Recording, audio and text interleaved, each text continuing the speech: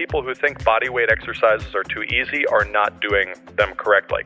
Welcome to Corporate Warrior, the podcast that brings you the best advice on how to improve your health, optimize performance, and maximize productivity. With your host, Lawrence Neal.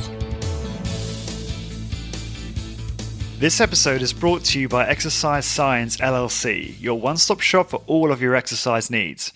Exercise Science, a high-intensity strength training studio based out of New Orleans, is owned and run by exercise physiologist and Body by Science contributor Ryan Hall. Ryan has been featured on the podcast twice, and both are among my most popular episodes of all time. Exercise Science LLC have the expertise, experience, and the tools to maximize physical strength, improve performance, and functional capacity in just 12 minutes per session. I'm a big fan of Ryan, and if I were living in New Orleans, I would seriously sign up in a heartbeat. To book a consultation, go to corporatewarrior.co/Ryan and submit your information on the contact form. So again, head on over to corporatewarrior.co/Ryan and fill in the contact form to book a consultation now. This podcast is brought to you by HitUni.com. HitUni.com are a provider of amazing online courses for high-intensity training qualifications. HitUni comes highly recommended by the best in the field, including Body by Science co-author Dr. Doug McGuff, Discover Strength CEO Luke Carlson, and trainer and founder of Baye.com, Drew Baye. It was founded by my friend, author, and longtime personal trainer Simon Shawcross, who's also been a guest on the podcast. Simon has 15 years experience training clients and has supervised over 15,000 high-intensity training workouts. Using knowledge from experts like Skylar Tanner, Dr. James Steele, Dr. Ellington Darden, HitUni is a goldmine for learning everything to do with high-intensity training. The courses are delivered online through the website, where you can learn via a variety of multimedia materials at your own pace. There's online support and a discussion forum where you can share ideas and ask for help.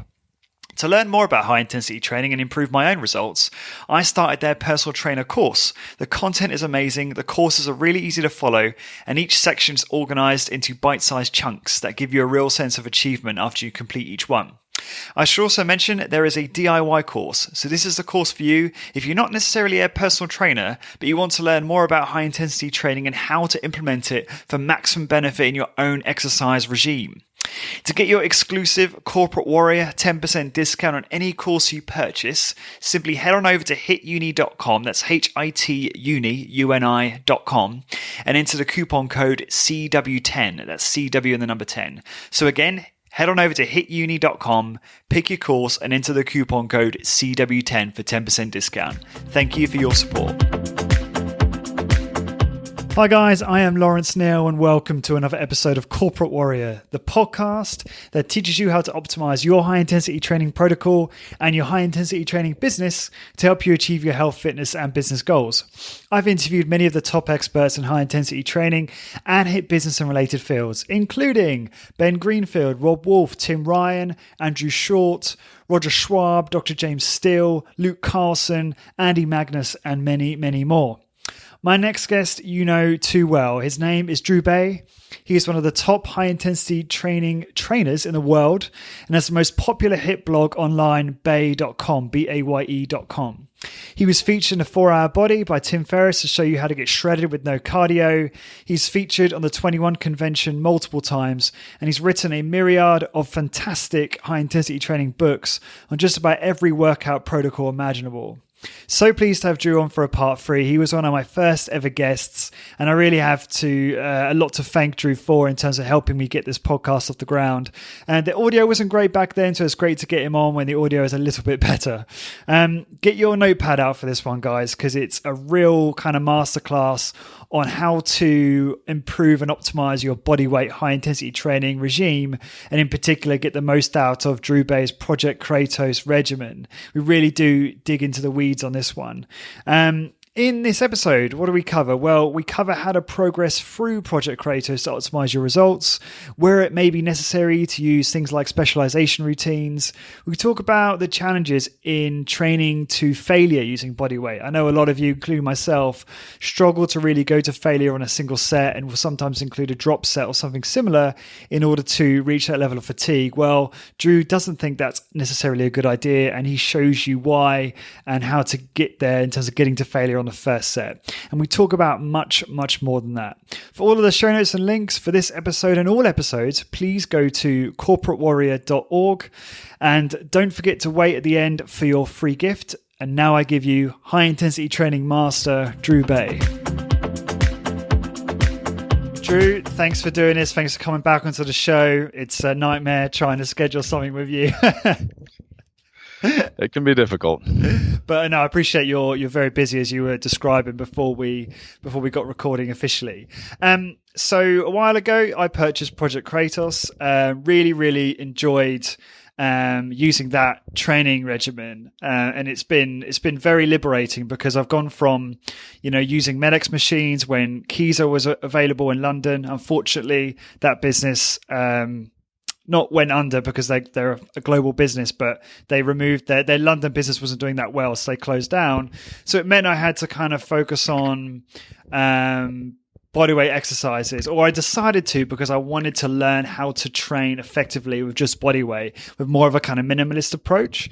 And your book was obviously very helpful. Could you just for those that don't know, can you just describe, what is Project Kratos, and how can people introduce it into their training? Okay. Well, Project Kratos started as a way of developing a protocol and system of bodyweight training for use in a bodyweight station that I was developing, and just decided to expand it from there. The biggest driving force behind that was solving the problem of effectively and safely scaling the difficulty of exercises to people of different strength and conditioning levels, because most bodyweight programs involve progressions where you do one exercise, and when you reach a certain number of repetitions, then you switch to a harder exercise, or sometimes you go from a bilateral to a unilateral version of the exercise.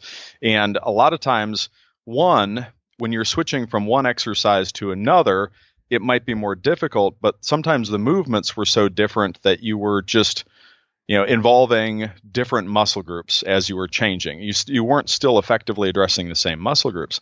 And also, the jumps in difficulty were often too large, where ideally, as a person gets stronger, you want to increase the difficulty proportional to the increase in strength, so that as they improve, the difficulty increases in the same pace. You don't want to have, it's like if you get somebody, they're learning to do an exercise, say a squat, and you start them out with 135 pounds, and okay, they're able to do a good number of reps.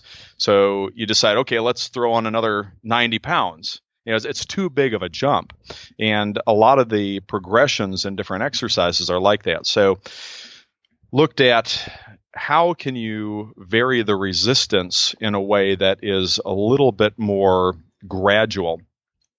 And first off, and this is important, is understanding that when you're doing an exercise, you're not working against the weight. You're working against the resistance that the weight provides, along with the levers and other factors. And so a lot of people have a problem understanding this because they don't differentiate between weight and resistance. And that's not just body weight, that's just in general. Don't understand that a heavier weight doesn't always mean a harder exercise. A lighter weight doesn't always mean an easier exercise. It depends on the levers, it depends on the style of performance. And normally, if you're doing an exercise with a barbell or a machine, if you need it to be just so hard, but not any harder, not any easier, you just have to find the appropriate weight for the style of performance. And if you get a little stronger, you can add some weight. If you started out with too much weight, you can take a little bit off. You put on some plates, you take off some plates, you move the pin in the weight stack. It's an easy thing to do. But with a body weight exercise, you weigh what you weigh. And if you're really fat then you're going to have a lot more weight, and hopefully that will be going down as you progress, which is not what you want for your strength. If you are underweight and you're trying to put on muscle, as you're adding muscle, you're not going to increase your body weight in pace with your strength. So you can't rely on weight changes to alter the difficulty of exercises, but you've got a lot of other factors that you can change. The lever, which is influenced by your body position and the range of motion, makes a difference. And the timing makes a difference. And the example I like to use is the squat. And it stands out because almost everybody does exactly the opposite of what they should in a barbell squat. Now, when you're doing a squat, regardless of the amount of weight that you have on your back, it's going to be pretty easy at the very top. You unrack the bar and you stand there. You might have a pretty heavy weight, and it's putting a lot of pressure on your shoulders and compression on your spine, and it might take a little bit of work from some muscles to maintain balance, but it's relatively easy. As soon as you start squatting down, it gets harder. Obviously, the weight doesn't get heavier as you squat down. It gets harder because of other things, and the main thing is just the variation in the lever against the muscles that you're working in the squat. And what you'll see a lot of people do is they will move in a way that minimizes those other factors so that it allows them to move more weight, either because they think that just having a heavy weight is beneficial, again, because they're thinking about weight instead of resistance, or because they're trying to impress other people. So you've got the change in lever with the range of motion. If you were to take a particular amount of weight and do a squat, and go all the way down to roughly parallel and then all the way back up, the average difficulty of that repetition would be the average difficulty of each position you move through over your range of motion. And then you would also have to consider the amount of time spent in each of those positions. So if you were to limit your range of motion to the top half, where the average lever is smaller, it would be easier with the same weight, or it would allow you to use a heavier weight, which is why a lot of people don't go all the way down. On the other hand, if you go all the way to the bottom, to about parallel, and you only come back up about half to maybe 2/3 of the way, that same weight is going to feel a lot heavier because the average lever that you're working against is larger. And that's why you never see people just stay in the bottom half of a squat. They'd have to cut their weight down, and they don't want to do that. Although if they were smart, they would, because they'd understand it's about resistance. It's not just about the weight that you're moving. Now, the other factor is the timing. And if you spend more time in a position where it's easier, the average lever that you're working against over the duration of the exercise is going to be lower. If you spend more time in a position where it's harder, the average lever over the course of the exercise is going to be larger. It's going to be more difficult. Again, with the squat, people go down, they come back up, and then they stand there for a few seconds between repetitions. They're spending more time in the easiest position, giving the muscles the muscles are still doing, obviously you have to do some work to maintain balance and to be in that position, but the muscles are not working very hard at the top of a squat. So the longer you spend there, the easier the exercise is on average. However, if you were to go all the way down to the bottom, and instead of bouncing back up quickly, because a lot of people rush through that, they don't want to do the hard part. If you instead, as you approach the bottom, you very gradually slow to a stop, and then you hold there for a few seconds. And then, barely moving, you just slowly squeeze up out of that bottom position, and don't even go all the way up. If you come maybe halfway up, 2/3 of the way, and go back down, it's going to be a lot harder. The longer you spend in that hardest bottom position, the higher the average difficulty of the exercise over the time that you're performing it. And so looking at how people do such a horrible job of squatting, I reversed that for the bodyweight stuff and said, well, if we just do everything the opposite, we can make this harder.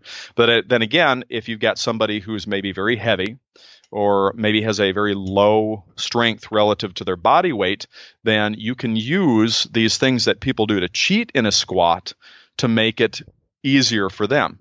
And I should say not easy, but it needs to be appropriate to their strength at the time. It needs to be challenging enough that they're able to reach a point of momentary muscle failure within a reasonable time frame. Not too long. It shouldn't take a long time for them to do that, but it shouldn't be so hard that they're not able to get a good amount of time in the exercise.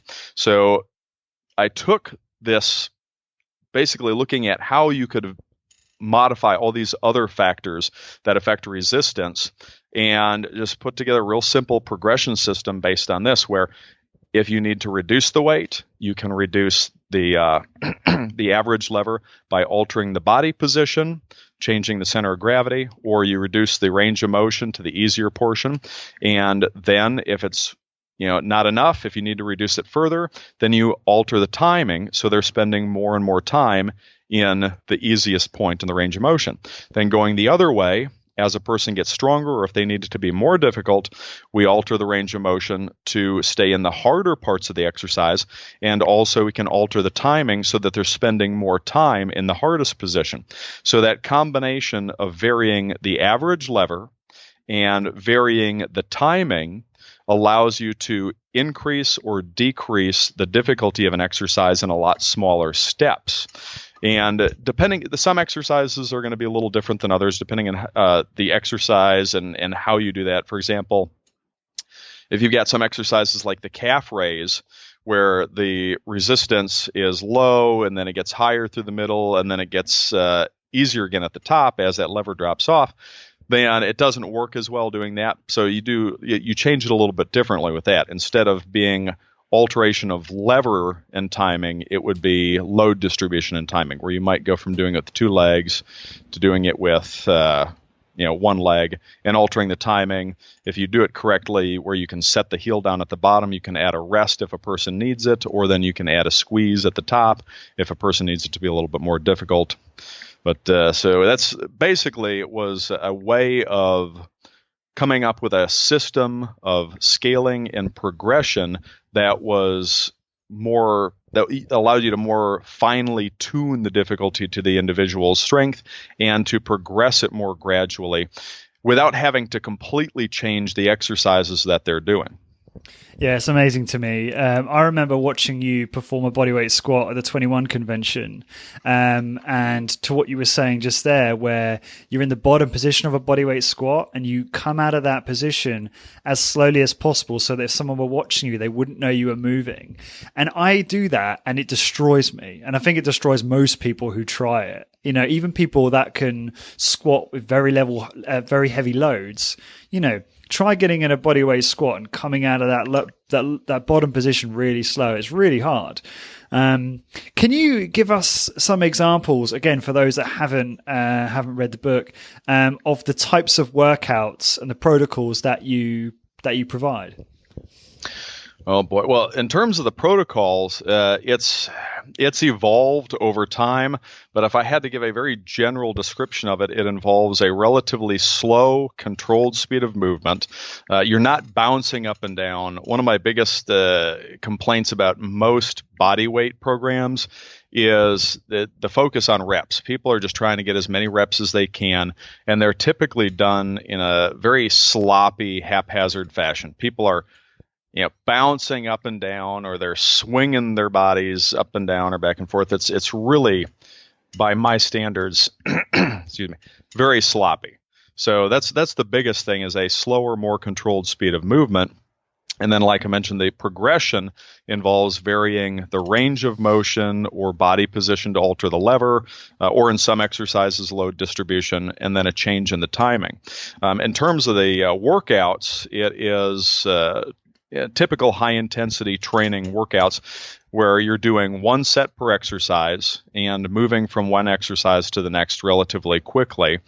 And most of them are full-body workouts, but they can be split up in different ways depending on whether a person needs to do that or not. Most people don't, but there are some people who would benefit from splitting things up. The nice thing, actually, about the bodyweight exercises from a conditioning standpoint is that, unlike with the free weight workouts, and if somebody works out at home, most people don't have a budget to have a ton of Nautilus or Medix equipment. So usually the options for working out at home are to have free weights. And if you have enough free weight stations, which again costs a lot more space, you can set everything up ahead of time. But a typical situation for most people is they've got a squat rack, maybe a separate bench, and they've got a few barbells. And if you're trying to go through a full body workout, a lot of times you can't just go from one exercise to the next to the next to the next without having to stop and move plates around.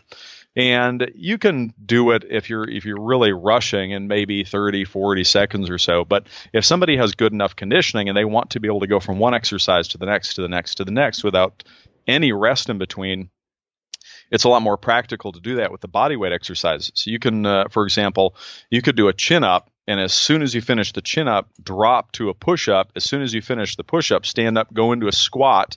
As soon as you finish the squat, you could repeat, if you're going to do like a 3x3, repeat that with almost no rest between, or immediately go to a row, and then from a row to a pike push up, from the pike push up to a hip raise, from there to an inverted or isometric curl, and then from there to a direct tricep exercise, and there to the calves. You just one to the next to the next to the next with literally, almost no time between. You could have 3-4 seconds and you're in position for the next exercise. So it's a more efficient way to address that if you don't have enough equipment that you can set it all up ahead of time, or if you don't have a bunch of Nautilus machines or similar equipment where you just get in and move pins around. Now, I've had a few people on recently, and the subject of optimizing muscle hypertrophy obviously comes up quite a lot. That's all that people seem to care about. Now, some people believe that, and will point to data to say that, so long as you are doing a specific exercise, let's take the chin up, for example, to momentary muscular failure, that you're going to get all of the benefits that you can get. And then as you get stronger, your time under load is likely to increase, but so long as you're going to failure, it doesn't matter. Now, obviously with Project Kratos, the general progression system from memory is that once you hit a certain number of reps or time under load, that you perhaps move to a harder range of motion, as you've already described, and also accentuate the fully contracted position to make it more challenging, which is what I do. However, do you really think that is more beneficial for hypertrophy than simply going to failure with the continuous kind of medium difficulty option? Or do you think it's mainly novelty? What's your sort of thoughts around that? You don't want to end up doing so much time that the difficulty relative to the time is very low. For example, and here's another part of the problem with that. A lot of the research that people are pointing to is based on very typical repetition speeds.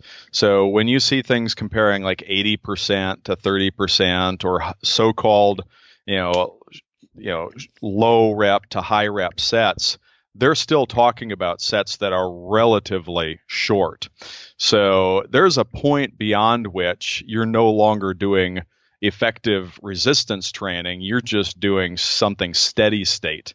There is probably a bit of variation in where that cutoff point is for most people. And I wouldn't even call it a cutoff point. It's probably gradual. But beyond some point, if you continue to get stronger, where you're doing more and more and more, you're not going to get the same effect in terms of stimulating an increase in strength. You might still be having some effect on metabolic and cardiovascular conditioning, but you need to be reaching failure within a certain time frame. And this is actually what we've seen with people when we're working with them with different time under loads. There are some people who do not respond very well if their set duration goes beyond some point. They don't seem to get any better in terms of a stimulus for increases in strength or size, and they actually seem to have a more difficult time recovering from it. So there's a lot of variability in what can work, but for any particular individual, there seems to be ranges that they will respond to better, that they need to stay in. And going beyond that by just continuing to add more and more and more reps, it might still be effective, but maybe not optimal for that person. So what I'll do a lot of times with people is just look for patterns at where the range that they're typically reaching momentary muscle failure in, and experiment with progressing them either at an earlier time under load or maybe at a longer time under load, depending on what I'm seeing with the charts. And there are some people who are fine. You could have them do tons and tons of reps and just keep getting more and more, and they progress fine on that. That's not most people.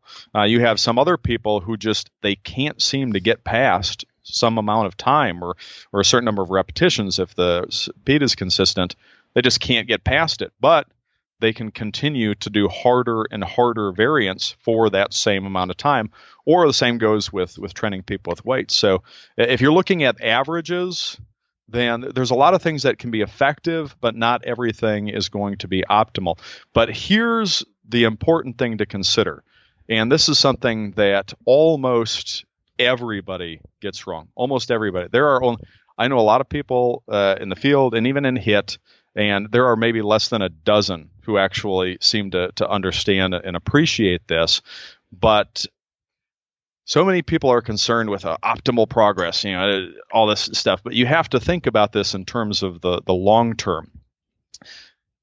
If you compare any method of exercise, and by exercise I mean strength training. If it's not strength training, it's not even exercise. It is general physical activity.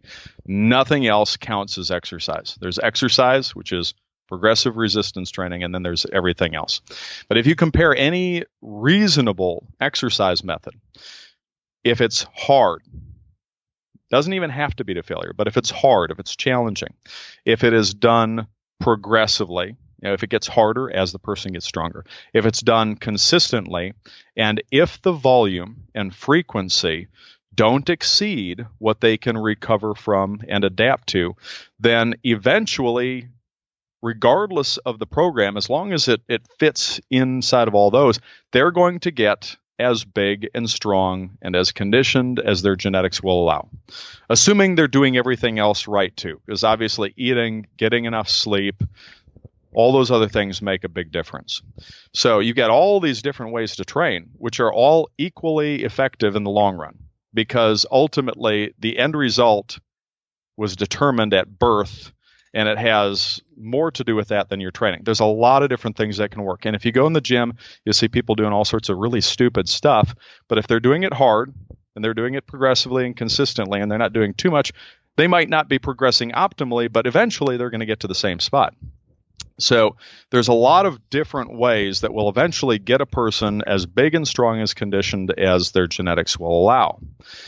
However, if you look at it over a long enough period of time, if you were to graph the rate of progress on average that each one of these could produce, and if you could compare them, you'd see there's very little difference in the results for almost any method for the first few months of training, because most people, when they start out, it's a novel stimulus. Their bodies are going to be more responsive to it. So there's not much difference in the results from different things when you begin.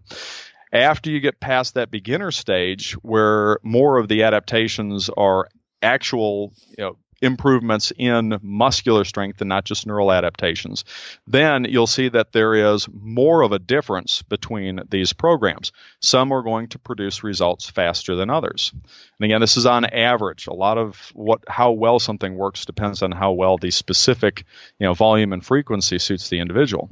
But once you get a few years down the line, the difference in the potential results for all these different programs becomes zero. Eventually, the potential difference in what you can get out of any program is not going to be any different than any other, because your genes dictate the amount of muscle you can have, how well conditioned you can become, et cetera, et cetera. But what does change and what continues to increase over time is the amount of time that you invest in it, and the wear and tear on the body, which your risk of overuse injuries, and the increase in the risk of acute injuries. If you've got two different methods and they have similar effectiveness. They're both going to stimulate about the same degree of strength increase on average. But one of them requires twice as much time in the gym per week. In addition to having half the benefit relative to the cost in terms of time, you also have more wear on the body. And your body isn't a car. Obviously, the parts don't just wear out. Your body can heal a lot of damage, but there's still going to be some accumulative wear that over time you can end up with some joint issues. So if two programs are going to be roughly equally effective in terms of strength and size and conditioning over the first couple of years, it might not make that much of a difference to a person. And some people just like being in the gym for other reasons, psychological or social reasons. But once you get beyond a few years, you're not going to get any better results doing one versus the other. But you're going to keep having more and more additional cost, additional wear and tear, and depending on the manner in which the exercises are performed and which specific exercises are performed, because there are some exercises that are objectively bad exercises. They're unnecessarily high risk. They don't provide any physical benefit over other exercises that have a lower risk. So there's no reason to do these. No general physical reason. So let's say you're going to train for, let's say you start working out in your teens and you train until you drop dead at 90 something. So you might spend 80 years of your life working out. First couple of years, it might not make that big of a difference, but decade after decade, if you're spending any more hours in the gym than necessary, and if you're placing any more wear on your body than necessary to get a particular result, then your long-term difference in costs are tremendous. If we were to graph it, the difference in the potential progress would drop off over a few years comparing different programs.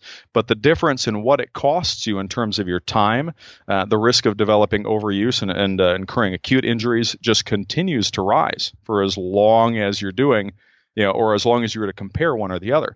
So results-wise, if a person wants to get as big and as strong as possible, they just have to do something that is hard, something that is progressive, and they have to do it consistently. And they just have to make sure that they don't do so much so often that they're not seeing a realistic rate of progress.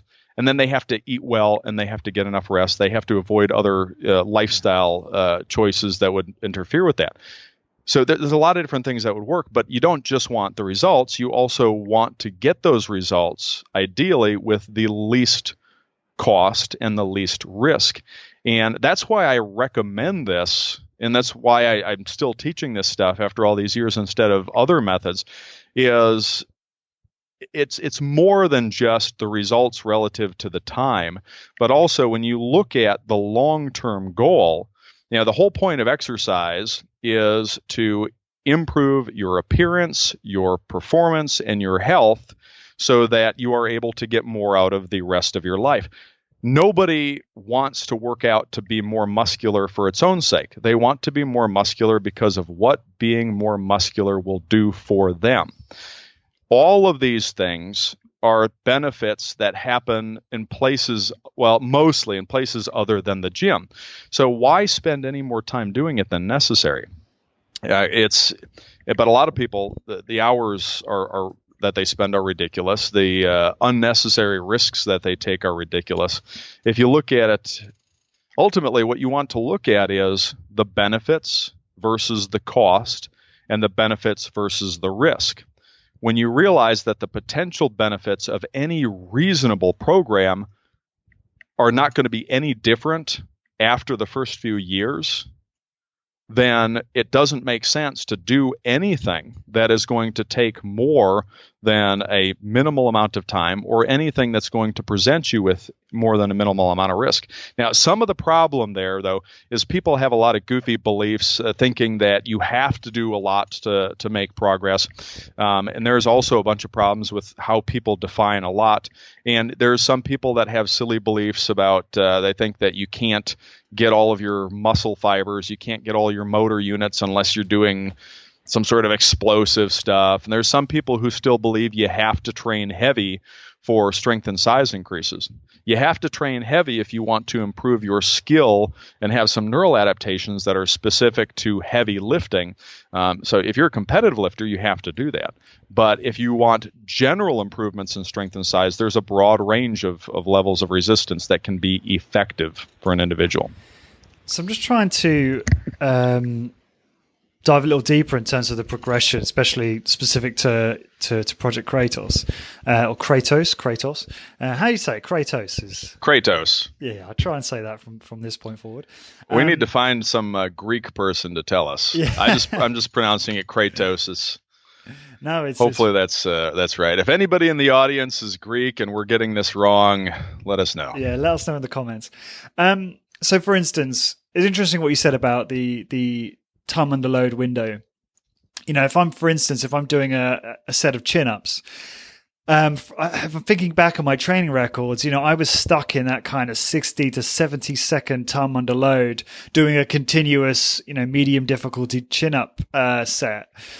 And I'm probably now kind of somewhere between 70 and 80, but I hesitated to go to the harder range of motion until I got to. So I looked at your progression system, and you said 8 to 12 reps. So I was like, okay, 12 reps, 4/4 cadence, roughly. That's 96 time under load, 96 seconds. So I was looking at it quite, cut and dry, like I have to get past 96 before I increase the difficulty. But now you're saying actually I might be better off increasing the difficulty now because I'm not going to get past this time under load. If you find, and here's something that you need to look at too, is how some groups and some exercises are progressing relative to others. If you are making relatively good progress on some other muscle groups and you just have one that isn't, well, it might be that particular muscle group requires a little bit more recovery time. Easy experiment. Work at every other workout, and if it's improving, then you know that the recovery was the issue and not that you're just stuck because of your muscle fiber makeup, you're just having a hard time getting past that. But if that doesn't improve it, then another option would just be when you hit that time, if you're stuck in that maybe 60 to 70, 80 seconds range, when you can get to, say, 80, instead of waiting to 90, when you get to 80, increase the difficulty level. And some people just have a harder time getting past that. Real quick comment, though, on the repetitions. I've actually dropped the rep count entirely and just gone to time. In fact, I've even dropped the specific cadence. Reason for that being, for so long, I have had people keeping track of cadence and tracking all of this stuff so that they could make sure that they were comparing apples to apples, looking at workout to workout. If you don't have a consistent cadence, if you're not keeping track of all this, then you don't know. Let's say one workout, you get 11 repetitions and it's 55 seconds. You get 5 seconds apiece. Not that I'm recommending that. That'd be way on the fast side. But let's say the next workout, you only get 10 repetitions, but they were about 6 seconds apiece. You'd have 60 seconds. You'd have a little bit longer time, which at a slower speed would suggest a little bit of an improvement, actually. But if you were just counting reps, it might look like it was down a little bit. So that's why I wanted people keeping track of cadence and keeping it consistent so they'd know on a workout-to-workout basis that whether they were progressing or not. Problem with that is, if you're training somebody and you've got the stopwatch, they don't have to think about the time. They just have to do the movement, and you let them know if you want them to slow down a little bit or speed up. They don't have to think about the reps because you're keeping track. Even if you're just counting reps, if you got somebody else doing that, and that's basically what I've done for most of my career, is I track the reps or I track the time. I tell people if they need to go a little slower, a little faster, and they don't have to think about that. They can just focus on what they're doing. But when you're self-training and you're trying to keep track of cadence, trying to count repetitions, trying to do all this stuff, it becomes a distraction. And what I found over the past 2 years, I've been doing online groups at the Project Kratos, where I've been coaching them on the exercises over Skype and reviewing their videos and correcting form problems and discussing, what has been working, what hasn't. And great results with the program, but there's been one consistent source of difficulty or frustration with people, and that has been that trying to keep track of reps has been distracting when they're also counting cadence. And the metronome can be annoying after a while. And the problem was we're so concerned with accurate measurement for workout to workout comparison that we're sacrificing the more important ability to focus well on what you're doing. And being able to have a measure of your performance is important. If you're not keeping track over time, it's more difficult to determine whether or not things are working well and whether you need to make a change. And if you're not keeping track, then if you do make a change, it's hard to determine whether or not the change was moving you in the right direction or not. So there needs to be some tracking. But I decided to get rid of all that and to worry less about standardizing all these things, less about the measurement and more about optimizing the thing that was being measured.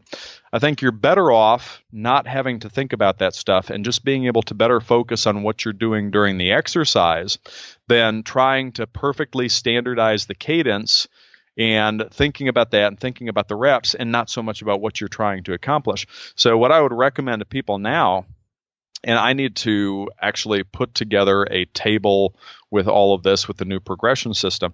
But instead of having people try to follow a very specific cadence, I'd still include the same system of variation in lever and variation in timing, but just have people move slowly enough that they can reverse direction smoothly, that they're able to use the correct body positioning, correct path of movement, slowly enough that they're able to focus on intensely contracting the target muscles. And for most people, what they think is slowly enough is probably not anywhere near how slow they should be moving. So if it feels slow enough, you probably should still be moving more slowly.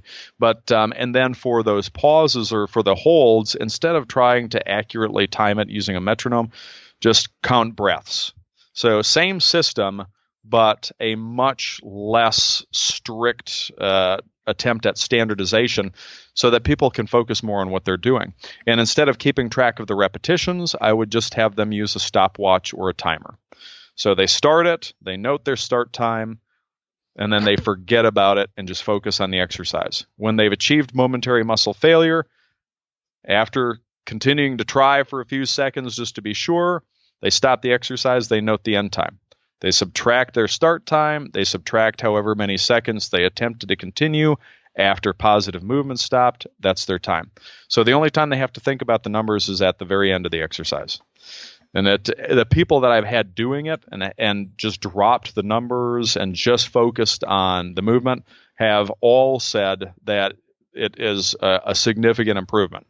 It might not be as easy to compare on a workout-to-workout basis, but also once you've gotten past that beginner stage, you're not going to see big jumps from workout to workout anyways. You need to look at your progress over periods of weeks and especially months if you've been doing this stuff for decades. So it seems to be more effective. Just to clarify, are they still counting total TUL per exercise? Yeah, just keeping track of the time under load, just not trying to standardize the repetitions quite as much. Yeah, I mean, I moved away from that for the reasons you've just described. I just, like you say, just focus on slow turnarounds at the ends of the movement and just great form and trying to focus on the muscles that I'm trying to fatigue, essentially. Towards the back of the book, you've got specialization routines. Could you describe the purpose of those routines, where they might come into a trainee's training regimen? Well, first, it's important to understand that a specialization routine is not about what you add, but rather about what you take away. When most people think specialization workouts, they think they're going to pile a bunch of exercises on for a particular muscle group. And that specialization is about, they used to use terms like bombing and blitzing and all this other nonsense, which simply is not the case. For any particular muscle, beyond some point, you very quickly reach point of diminishing returns. If you're training it intensely enough, you don't need a lot of volume for any particular muscle group. And just doing a particular workout so you can do a whole lot more for that muscle group is not what makes it effective. You don't need to do a whole lot of different exercises. What you need for a specialization routine is to cut out exercises for all of the other muscle groups. And the reason for this is that when you're specializing, it's not like you're trying to do a whole lot more for the muscle, because doing more doesn't make it more effective. What happens is if you're only training a particular one or two muscle groups in a workout, you don't have to dedicate any time or effort to other muscle groups. So you're able to put more energy into that. You're able to train them harder. Regardless of your conditioning, you're always going to be able to give the first exercise or two in your workout more effort than any of the others. So that's part of it. You can go all out on these without it being compromised by the other exercises that might be performed before it. But also, the workout is just a stimulus. The workout sends a message to the body that it has to produce a particular adaptive response. For it to do that, you have to repair the damage that's done to the muscle, and then a certain amount of energy and resources have to go to increasing that afterwards. Now, if you work your whole body, if you do a full body workout, then after that workout, you've got damage throughout the entire body that is all taking up the resources and energy for recovery and adaptation. It gets shared with everything. If you only work a particular muscle group, or just one or two, then after the workout, all of the available resources for recovery and adaptation don't have to be shared with anything else. They can all go to that particular muscle group. An interesting thing, and I don't recall anybody else having picked this out, but I saw there's a study, actually a bunch of studies that were going on at the same time at the West Point Military Academy back in the mid-1970s that were being conducted by Nautilus with some other people there doing some testing. And the stuff there that gets the most attention was the comparisons of the effect of the Nautilus circuit training with conventional weight training and running, and how much better the high intensity training was for everything, including cardiovascular and metabolic conditioning. But they were also doing a lot of stuff with the neck and the knee, and they had a group that was only training the neck. Now, the neck group and the full body group were both doing the same neck exercises, but the neck group actually had more of an increase in neck size. They were only training the neck. They weren't training the rest of the body. So all of the energy and resources that normally would have had to been divided up between all those muscle groups could be devoted just to recovery in that one small area that was worked. And I've had a few people experiment with this, and it has been kind of mixed results. Some people a little bit more responsive than other, but that's probably genetics in general. But if you take somebody who's having difficulty with a particular muscle group, the first thing that I would have them do is train that muscle first in their workout. Just change the order of the workout so that's the first thing that they're doing. And if that doesn't work, I would have them do just a specialization routine, just a few exercises for that muscle group, and that's it for a few weeks, and then see if that works. And if it does, then they could continue to alternate with their other workouts. And sometimes it'll work, sometimes it won't, because sometimes some people just don't have the genetics for really well-proportioned physiques. And no matter what you do, some people are not going to have arms that match their shoulders and chest. Some people aren't going to have calves that match their thighs. A lot of times what you'll see is you get some people that have really good arms and legs, but their torso is not as muscular. Or you get other people who have really muscular torsos, but their arms and legs aren't. Or some people with really good upper bodies and little chicken legs, or vice versa. And sometimes it's just genetics. It's just the way that it works for a person. But if a person does have the potential and a particular muscle group is just stubborn, so to speak, this is one way that they can go about that. Cool. Interesting. I wouldn't recommend trying it until a person has been working out for at least 6 months to a year consistently, though, because you don't want to assume that you've got lagging body parts when you haven't even spent a good amount of time on the basics trying to bring everything up. So I would definitely not have beginners doing this. There's really no reason for most people starting out to be doing any kind of specialization routine, unless there's always exceptions. You might have like a rehab case where obviously the injured area is what you not want to give the attention to. But for most people, for general physique development, they should focus on just whole body training, building a good overall base before they start to nitpick about particular muscle groups. You remember when I reached out to you, I think it was a discussion on Facebook, I was struggling with the volume in the initial workout in the book. I think it's just a Project Kratos, I can't remember I think that is the workout. And then you pointed me to the condensed version. And at the time I had a pretty stressful life with, working a lot of hours in the job back in London. And I was doing the full routine, 2 or 3 times a week. And then you said, why don't you try the condensed version? And I did that, and I was able to sustain that. Although things got, moving country kind of got in the way and didn't really kind of pretty measure that very accurately. But I'm wondering, is that... So I'm thinking about now, kind of, because I still do the condensed version now, although I do kind of a hybrid thing where I use machines in the gym and then one day a week I work out from home. But I'm wondering whether or not I might toy with going back to the full routine and doing like two or 3 a week. Do you think that could be that I was struggling due to stress it could be. And environmental factors, or do you think that actually my fiber type there might be something there in terms of I fatigue quicker because of my fiber type or something like that? It could be either. To be able to determine it, you would have to try it and to see if there's a difference in results. There's only so much stress that anybody is capable of tolerating over some period of time. And a lot of things, even mental stresses, can have physical effects. So if somebody is really busy, if they're not getting as much sleep, if they've got a lot of things going on, sometimes they're not going to be able to put as much energy into the workouts or to be able to recover and adapt as effectively. And in those cases, doing a little bit less volume is one way of, still making progress while staying within what your body's capable of dealing with at the time.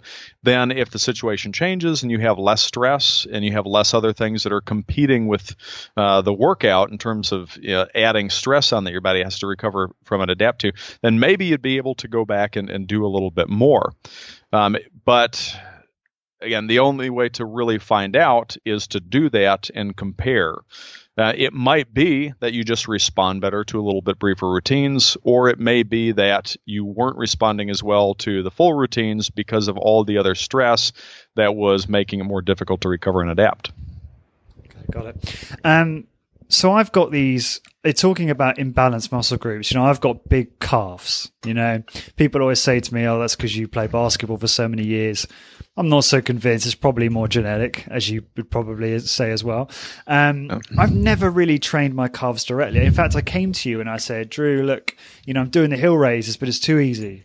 And you gave me some solutions. Could you just repeat, like, if someone came to you and said, look, I'm doing the hardest progression in Project Kratos for hill raises, what might you suggest to make that more difficult?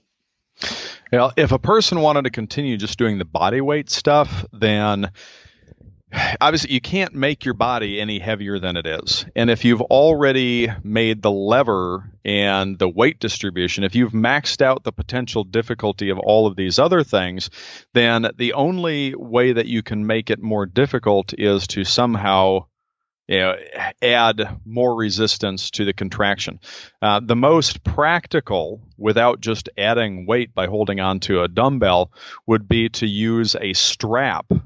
There's a book that I wrote on time static contraction training that shows how you can use a strap to limit the range of motion for both squats and calf raises, so that at some point in the range of motion, and it would depend on how you adjust the strap, you're no longer just lifting your body weight, you're also contracting against that strap. And if you get a good, just 2-inch nylon strap, those things usually have a breaking strength of several hundreds, if not more pounds. So you're not going to be able to snap it. If you were to put that across the back top of your pelvis, wrap it, cross it over in front of your thighs, and then put it under your feet as you're standing up, at some point, the strap won't go any further. So it would prevent, and you'd want to adjust it so that would prevent you from going all the way to the top of the heel raise. So when you get to the top, you're no longer just trying to push up against your body weight. Although there's also, when you're contracting at the end of the calf raise, you're also contracting against the joints themselves, because your ankle will only go so far. But having that strap to contract against turns it into a partial static contraction. And for all practical purposes, that strap might as well be infinite in the resistance it provides. So it allows you to contract as hard as you possibly can for that brief period.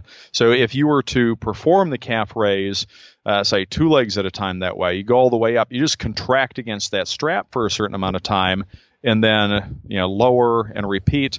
And if you get to a point where you can do that for more than whatever your target time under load is, then you just increase the time that you're contracting against that strap.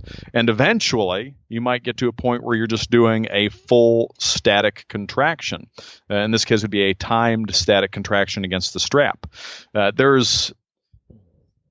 With almost any exercise, there is no need for barbells or dumbbells or machines if you have something immobile that you can contract against. Almost any muscle group can be effectively worked with isometric training.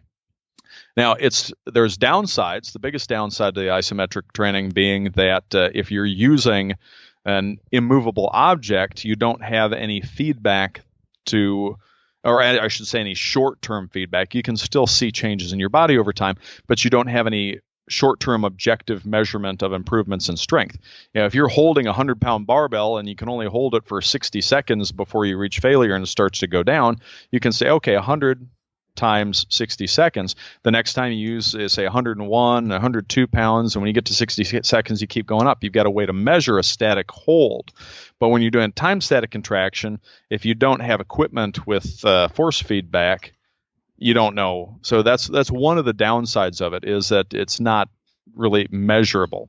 Beyond some point, that becomes less of a concern, the more advanced trainee. But for somebody starting out, it's better to have some sort of comparison.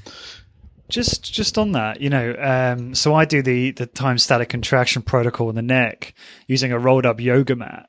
So I will do the neck extension lying on my back and the neck flexion lying on my front. Now, like you say, it's really hard to track progress. I just do the 30 seconds, 50%, 30 seconds, 75% intensity, and then 30 seconds as hard as I can go. Now, how do you, like you're saying, how do you modulate frequency if you can't really track your progress on something like that? With something like that, where you're doing it isometrically, you have to kind of judge it off how the rest of your body is progressing and assume that it's going to be in a somewhat similar range.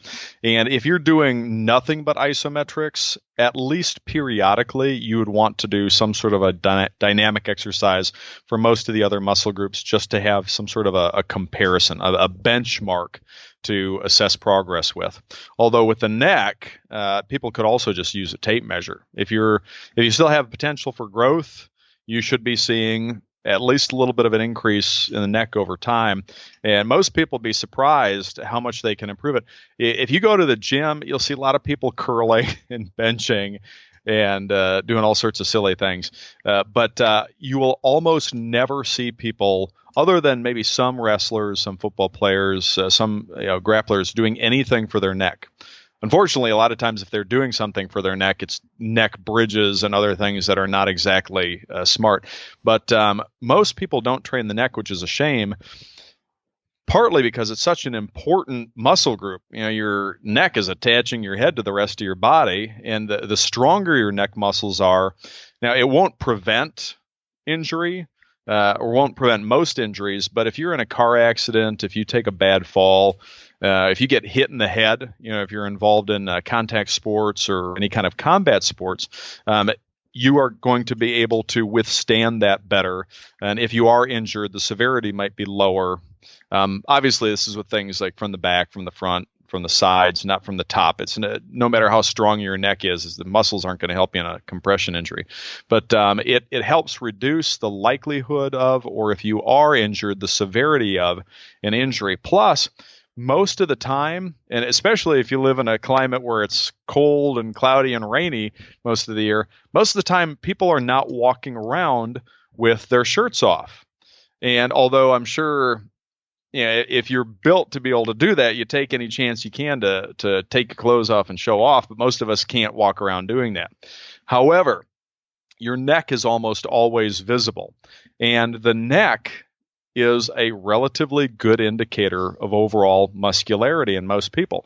So if you see somebody in a shirt and tie and their arms are covered, their legs are covered, you can get a kind of a good idea roughly of their overall development. I mean, their general shape is still going to be visible through that. But if you see somebody that's wearing a shirt and tie, because some people can be real muscular, but they're just not very big.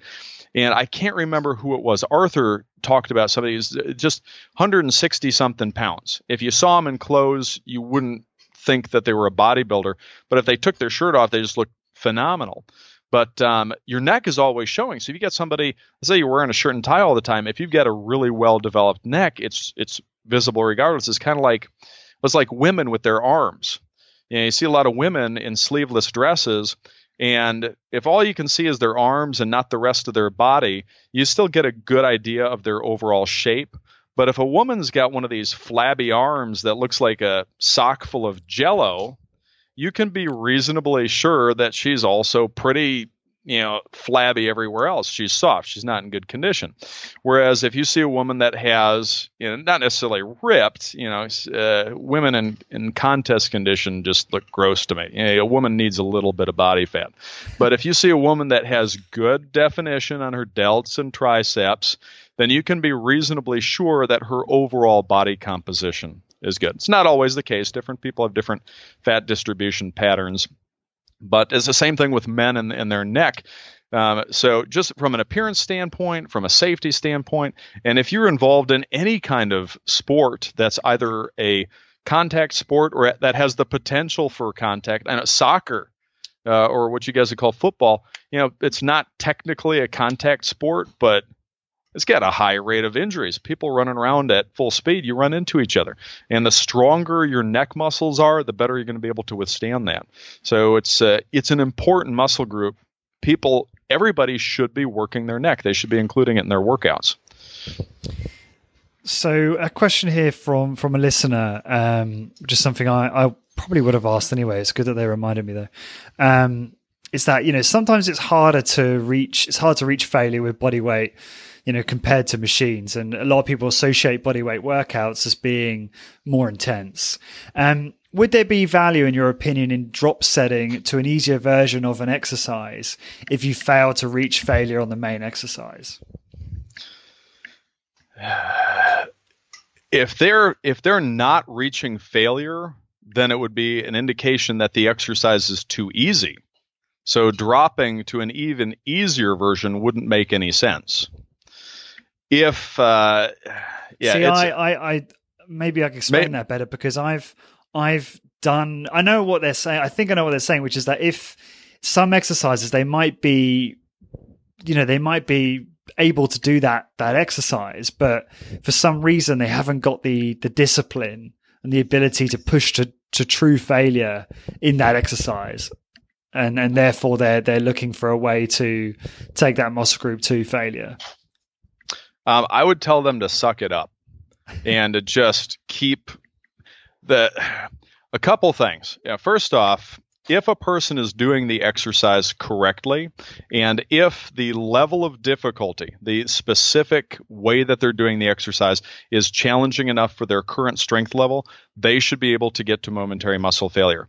If they have the will to do it, if they are disciplined enough to push themselves through that, because I think what you're saying is I've had some people ask about this before. If they stopped, if they just did instead of going for 90 seconds continuously, what if they did 30 and 30 and 30 or stuff like this? And that can work. An important thing to keep in mind about volume is not about sets and reps. Volume is about effort over time. It's just not efficient to do it that way, to break it up, and it makes it a little bit harder to judge. Again, and this is without going off on too much of a tangent, almost all of the arguments between different people over single versus multiple sets, over high versus low volume, are absurd because they're measuring it incorrectly. And if you look at what different people are talking about, a lot of times the differences are not so much in the volume, but rather in the way that it's being measured. But getting back to that, with the exercises, a lot of times people who think body weight exercises are too easy are not doing them correctly. I'm not going to name him, but there's this idiot. The guy's a moron. He's one of your typical trainers who is caught up in this mindset that you have to lift heavy weights. And there's no possible way that body weight exercises can be effective because it's too light. This is a guy who doesn't understand the difference between weight and resistance. Now, I've had a bunch of people that have told me, oh, the squats are too easy at this level. I got to do that. I can't get to failure within this time frame. And almost every time that somebody has told me that, I'll tell them, you're doing it wrong. Sign up for a consultation, send me a video, or we'll do this over Skype. Let me see what you're doing. And almost every single time, the problem wasn't that the exercise was too easy. The problem is that they were doing it in a way that made it easier. And when it's done correctly, it is a lot more difficult. Problem with that is that your instincts tend to go in the opposite direction of what you should during an exercise. As people are doing things, they will tend to move away from what causes pain and discomfort and fatigue towards a style of performance that is easier, which is the exact opposite of what you want during an exercise. When you're doing an exercise, you're not trying to do reps. You're not trying to lift weight or move your body. Your goal is not to complete repetitions. The repetition is not an end in itself, but it's a means to the real end, which is using the resistance provided by the tool or by your body weight to create as much demand as possible on the muscles that you're trying to work. And if you're thinking about it this way, which is a very difficult thing to do, getting into that mindset, because it goes completely against what most people are taught when they start working out. But if you get into that mindset, and basically if something feels like it's making the exercise easier, you do the exact opposite, you'll get more out of it.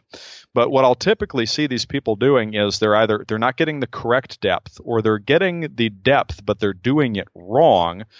They're reversing direction too smoothly. Basically, they're doing these little things that are leaks, so to speak. If your goal is to maximize the efficiency of the exercise. And by efficiency, I don't mean how much you're able to do, but I mean how well you're able to create tension in the target muscles. There are little ways that your body might move that take stress off of the muscles. Little things that you do that make parts of the exercise easier than you want them to be. And a lot of times people don't even realize that they're doing them.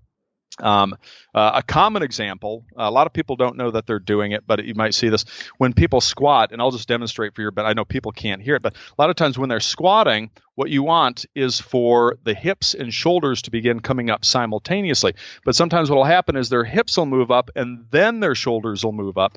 And what they're doing is by raising the hips without raising the shoulders doesn't take as much effort. And they're shifting so that the lever against the thighs is smaller than the lever against the glutes and hamstrings. And a lot of times it's a little subtle thing. And that's just one. There's a whole lot of little leaks in people's form where they're making it easier. And a lot of times those leaks are related to them trying to go away from instead of towards the discomfort that they're feeling. So a lot of times if a person says it's too easy, actually not a lot of times, every single time somebody has told me that a body weight exercise has been too easy, they've been doing it wrong. And the people who say, body weight exercise isn't challenging enough, you got to have weights, I would ask how many of them can do strict one-arm chin-ups, strict one-arm push-ups, and strict one-legged squats for at least a minute or so. And by strict, I mean to my standards. Because if they can't, then they still have potential to get stronger with just those movements, as well as, less difficult versions of them. Again, a lot of times it has to do with how good you are at creating tension in the muscles. And it goes beyond that too, because some people might argue, well, what if I'm somebody with a particular fiber type and I do better with a shorter time? And this is something that's, it's a whole nother thing. But if you have the discipline and if you have the control to do it, you can perform what is called an intentional antagonistic co-contraction, which is when during an exercise you deliberately contract the target muscles antagonists to increase the difficulty of the movement. If you are, no matter how strong you are, if you have good enough motor control to do this, the combination of body weight done correctly with that antagonistic co-contraction can make almost any exercise as difficult as a person needs to be, regardless of their strength level. So it's, again, almost every, and I say almost, I like to qualify a lot of these things because there's usually exceptions, but this is a case where there haven't been any yet, because everybody's form is shit. It is. I'm sorry, but everybody's got shit form. There is the average person that thinks that their form is good. Their form is still awful compared to what it can and should be, unless they've got some severe motor control problem. But everybody who's told me this is too easy, especially when they're talking about squats, has been doing it wrong.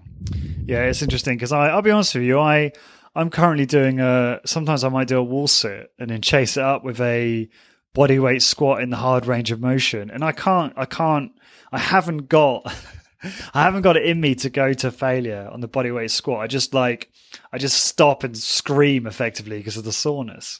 So is that you just saying that I just need to suck it up basically and get on with it? What you need to do, and you can't do it during the exercise, you have to do this before the exercise so that you go into it with the correct mindset, is, again, when people, and I hate to even talk about motivation because, and this is a whole nother topic, but discipline is more important than motivation.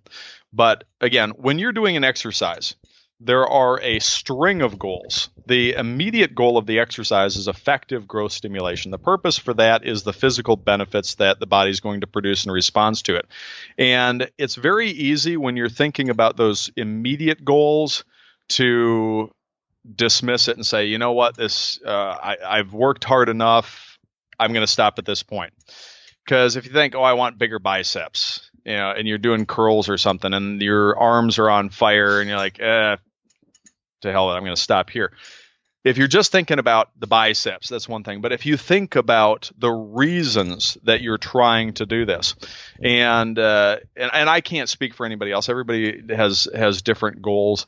But when I was younger, my primary purpose for training, actually there were a couple, but the primary purpose for training once I got in high school and earlier in college was to be more successful, meeting women. And so I wasn't thinking about my chest or my biceps or my thighs when I was benching or doing chin-ups or doing squats or anything like that. I was thinking about what I expected to get out of all this hard work in exchange for it. And it was at every moment, you're making a value judgment. What is more important to you? The temporary relief of that pain, or the achievement of not the short-term goal. You're not doing this to have bigger muscles. You're doing this because of everything that you get from having bigger muscles. So that's what you have to keep in mind. When you're experiencing that pain, couple things. First off, it's non-informative pain. It's not telling you anything that you don't already know. It's an unnecessary message. It's saying your muscles are working very hard. Your brain wants you to stop doing this thing that is very disruptive, and so it's making it hurt. But if you're doing the exercise correctly, most of the discomfort is transient, it's temporary, it's harmless. All that burning in the muscles will go away after a while. The, burning in your lungs, the pounding heart, the heavy breathing, that's all going to go away after a while. You just work through it. You just have to understand that it's just a message, but it's meaningless. You already know. You just push through it as best you can. And another way to look at it is that in addition to being temporary, the pain is to your mental toughness what the stress on your muscles is to your physical strength and conditioning. The harder you are capable of working your muscles, the greater the stimulus for improvement. The more non-informative pain that you are willing to push yourself through, the better you will become at pushing yourself through that in the future, as well as through other uncomfortable things. And without going off on a non-exercise tangent, one of the most important things that most people can do if they want to improve in their life in general is just accept that there's going to be a whole lot of really hard things that they have to do, and just get better at saying, okay, I'm going to suck it up and do this because it's something I have to do, or it's because something I want to try. It helps with the mental toughness. But the only time that you should stop an exercise is if the pain is something that's unexpected. If it's something, you feel a sharp or a sudden pain, you feel something in the joint. If it's a pain that suggests an injury, you don't want to challenge that. You want to stop, because long term, you are better off playing it safe with anything that might be an injury. But if it's just the muscles burning, if it's just your heart pounding, your lungs are on fire, the better you can push yourself through that, the more you're going to get out of the exercise, both physically and mentally. It's just, you got to keep in mind it's temporary. So again, the judgment call. Okay, at that moment when you're thinking about quitting because of the discomfort, you have to ask, is my long-term goal or my goals worth what I'm doing now, knowing that this pain is going to be gone in just a little more time? So that's part of pushing through that. And also knowing that, again, the more you do it, the better you'll get at it. Again, just like your muscles get stronger, your ability to push through that discomfort will improve. So that's what I typically tell people. You just have to suck it up. You're literally trying to trick your body into thinking that something in the environment is so dangerous or so threatening that you have to expend this much energy to cope with it. Your body is producing all these adaptations, all this improvements, so that the next time you face that, you're going to have an easier time dealing with it. But if you don't really push to your limit, if you don't work your body as hard as you are physically capable of, if you don't ask it to do something that it isn't already capable of doing, you're not giving it a reason to improve those capabilities. And the harder you can push, the more you can go through that, the stronger that message that it has to improve. Well said. And you've answered a whole batch of questions there, so that's great. In terms of, a lot of people ask questions about second sets and breakdown sets and things like that. But, it's typically because in this context, they're unable to get to failure. And I think it just goes back to what you're saying about discipline and value judgment. There's a lot of people in high intensity training that are obsessive about so-called advanced techniques and set extenders and doing forced reps and forced negatives and rest pause and drop sets and all this stuff after failure, thinking that they're working harder, when a lot of times they're not. They're looking for an excuse to stop the set early so they can do these other things. If they just focused on learning to do the exercise as well as possible to begin with, they wouldn't need to do any of this stuff. In fact, none of this is really advanced techniques. Advanced maybe in terms of you need to have a certain minimum level of skill to do them safely, which a lot of these people don't have. But a lot of these things are not for advanced trainees. An advanced trainee rarely needs any of this stuff because they can work the muscles hard enough just with a straight set. A lot of these things are better used And again, there's exceptions. There's exceptions, but most of the time, these things are better used to teach new trainees that they're able to work harder than they think they can, but only if it's done correctly. But yeah, a lot of people that are using these things and say, oh, you have to, you go to failure and then you got to do a couple forced reps, or you got to do the negatives, and even worse, the people that brag about doing this stuff. Oh yeah, I don't go to failure. I go to negative failure. I hold the weight until I can't, and then I do the negative. They have no idea what the hell they're talking about. If they were, and here's how I can tell you that, because people who are training intensely enough to begin with will very quickly overtrain if they abuse these techniques. If these people are actually doing all these forced reps and all this other stuff after failure, and they're not completely overtrained, it's because they are doing the exercises so poorly and doing all these follow-up things so poorly that they're not really efficiently working the muscles. And I would tell them, just get better at the exercise and drop all this stuff. Don't depend on it. It's training wheels. Most of these, again, there's always exceptions, but in almost all cases, these so-called advanced techniques are really training wheels for people that still need to learn to work more intensely. Well said. So last question, I'll move on to what you're working on at the moment. What have you changed your mind about in exercise since we last spoke, or in recent memory? Oh, boy.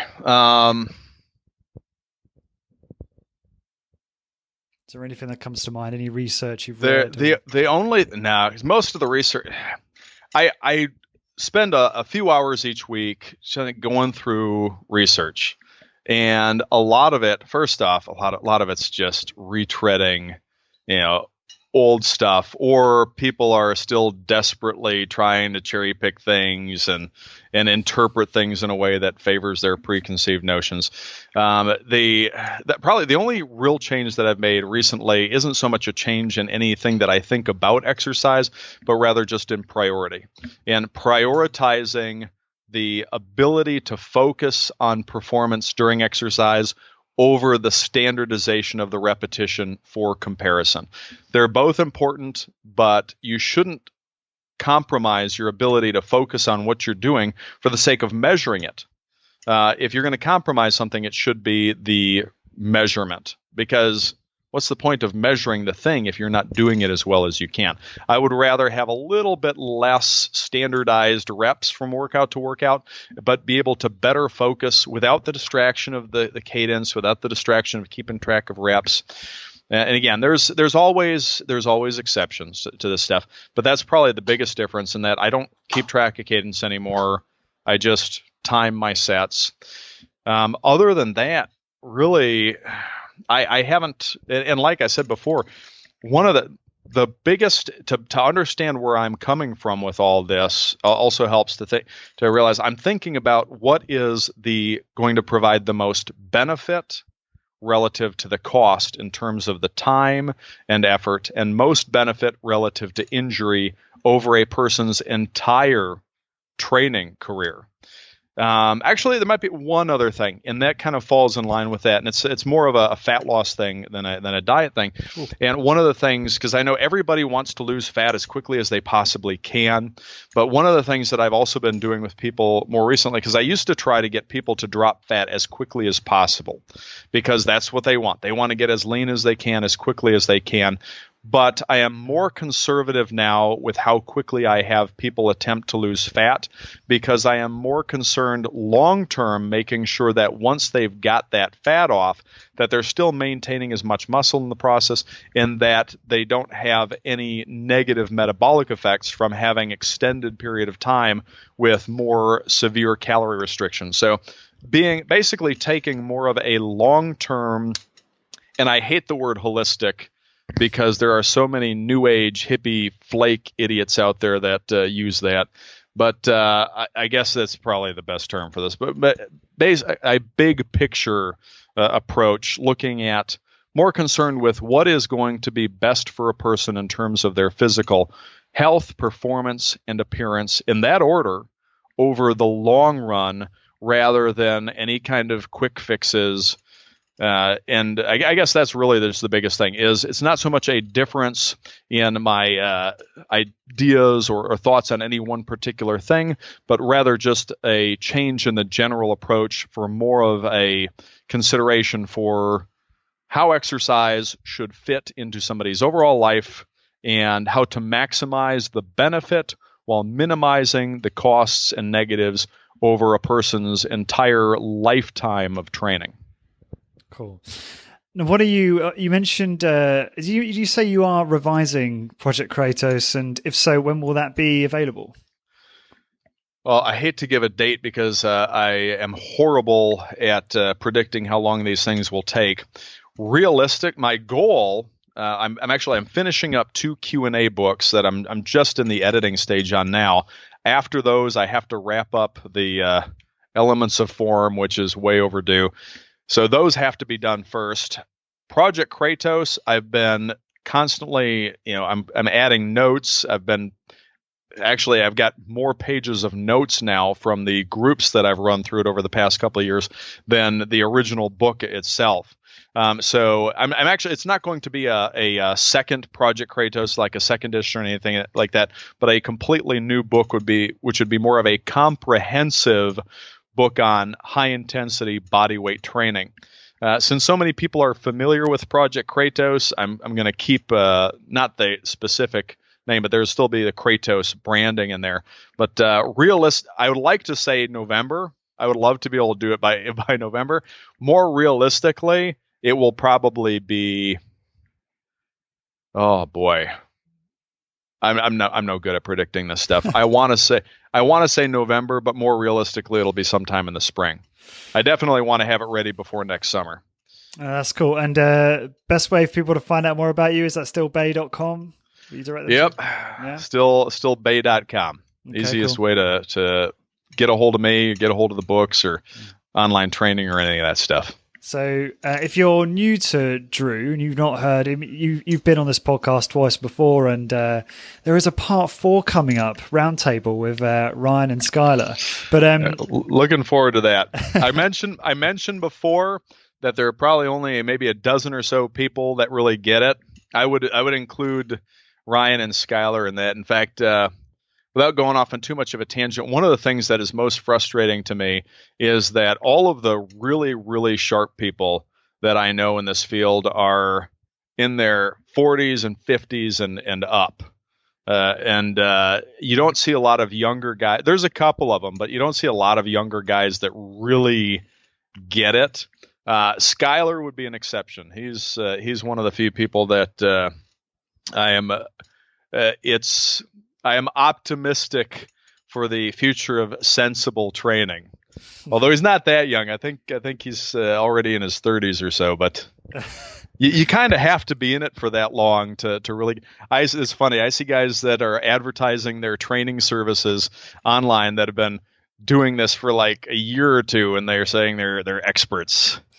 I've been at this for almost a quarter century right now, and it still frustrates me how much more I want to know about it. And so seeing these guys that have been at it for a couple of years claiming to be experts is kind of funny. Who do you go to? Who do you you mentioned Skylar, but who do you pay attention to when you're looking to continue learning about exercise? Oh, I pay attention to most people. I even pay attention to the idiots. And the reason for that is that sometimes in looking at all the stuff they get wrong, if you look at the reasons why they get all these things wrong and the problems with their thinking, it helps you to understand where other people are coming from and what you have to do to dig down to the roots of the errors in their thinking and be able to better untangle people's misunderstandings of it. I've got hundreds of books here, and at least 10% of my books are from people who have absolutely no idea what they're talking about. And this is one of my favorite stupid books is Athletic Development, The Art and Science of Functional Sports Conditioning by Vern Gambetta. Now, Vern is one of the people who's to blame for a lot of the functional training bullshit that people believe. Now, I buy books like this and I read them, though, because it helps to understand what these people are thinking and where they're coming from, to be able to deconstruct it and to be able to teach people all the stuff that's wrong with it. But in terms for looking for legitimate information, oh man, really, it's just a handful of the people from the old SS Guild.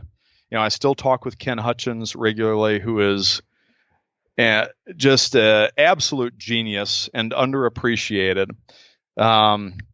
And in fact, the longer I do this, the more I realize a lot of my own mistakes that I've learned from, I probably could have avoided making those mistakes if I just trusted a lot of the stuff that he said from the outright, or thought about it more carefully. Ryan Hall is another one. Ryan's great. And I know you talked with Brad Schoenfeld, and I know we have very different positions on things. And I think part of the problem, again, like I mentioned earlier, is that there's some differences in how things like volume are defined. And we do have differences in trying to think what's the diplomatic way to basically I differ in opinions on a lot of things from him, but it helps to read and to follow some of the things that these people are saying and to be open to it.